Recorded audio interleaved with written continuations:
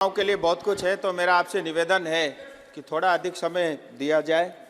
सबसे पहले तो ये देश हित राष्ट्रहित बजट के लिए प्रधानमंत्री मोदी जी और माननीय वित्त मंत्री सीतारमण जी का मैं आभार प्रकट करता हूँ। ये बजट प्रधानमंत्री मोदी जी के विकसित भारत विजन 2047 का रास्ता साफ साफ दिखाता है और विशेष करके युवा, गरीब, महिला और किसान सभी को ये सशक्त करता है।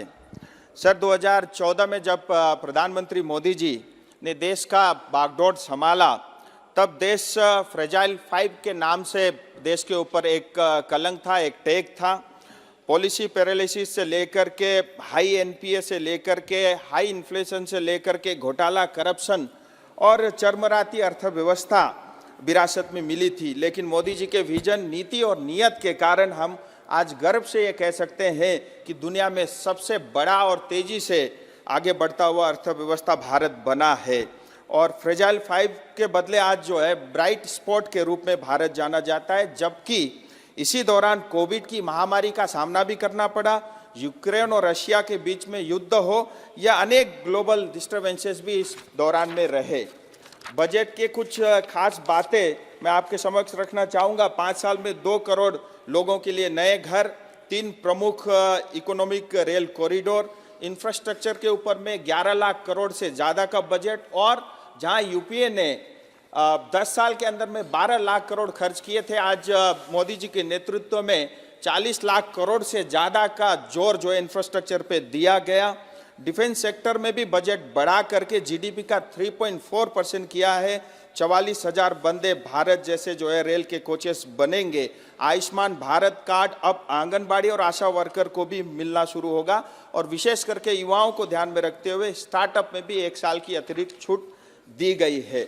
और फिजिकल इंफ्रास्ट्रक्चर के ऊपर में बहुत ध्यान दिया गया है। जहाँ कोविड के समय पूरी दुनिया प्रिंटिंग मशीन लेकर के पैसे छाप रही थी, कैश बांट रही थी, वहीं भारत जो है फिजिकल इंफ्रास्ट्रक्चर पे जोर दे रहा था और इसके कारण जो है अनेक नए जॉब क्रिएट हुए और बहुत सारे सेक्टरों को फायदा हुआ है।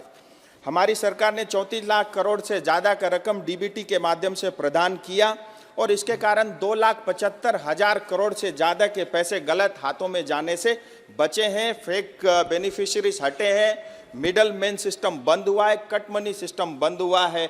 पश्चिम बंगाल की दीदी बोल रही थी, मैं एक एग्जाम्पल के माध्यम से बताना चाहूँगा। जहाँ एक तरफ भारत का जीडीपी का 30% जो है बंगाल से आता था, आज 3% से कम रह गया है। इन्वेस्टमेंट नहीं आ रहा है, युवा बेरोजगार है। और 2011 में जहाँ सीपीएम 1,90,000 करोड़ का कर्ज छोड़कर गई थी, आज 2023 के अंदर में 6.5 लाख करोड़ से ज़्यादा का कर्ज जो है पश्चिम बंगाल के ऊपर में, यानी हर एक पश्चिम बंगाली के ऊपर में जो है 60,000 से ज़्यादा का जो है कर्ज है।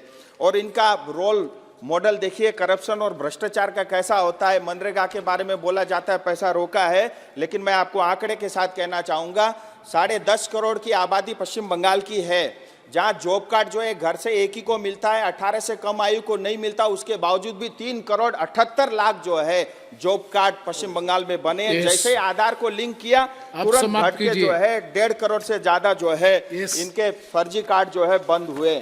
सर, मैं दार्जिलिंग की बात रखना चाहूंगा और अपनी मातृभाषा नेपाली में रखना चाहूंगा। दार्जिलिंग पहाड़, तराई, डुवर्स का जनताले धेरै लामो समयदेखि गोर्खाल्यान्ड रूपमा एउटा छुट्टै प्रशासनिक इकाइको माग गर्दै आएको छ। यसको कारणले गर्दा विगतमा थुप्रै आन्दोलनहरू भए। 1986-88 को आन्दोलनले त्यसको फलस्वरूप दार्जिलिङ पर्वतीय परिषदको गठन भयो। 2017 देखि 11 को आन्दोलनले जीटीए को स्थापना भयो। अर्ध स्वायत्त निकाय भनेको जीटीएलाई पनि पश्चिम बंगाल सरकारले चल्न देन। यसको कारण पुनः 2017 में फेरि आन्दोलन भयो।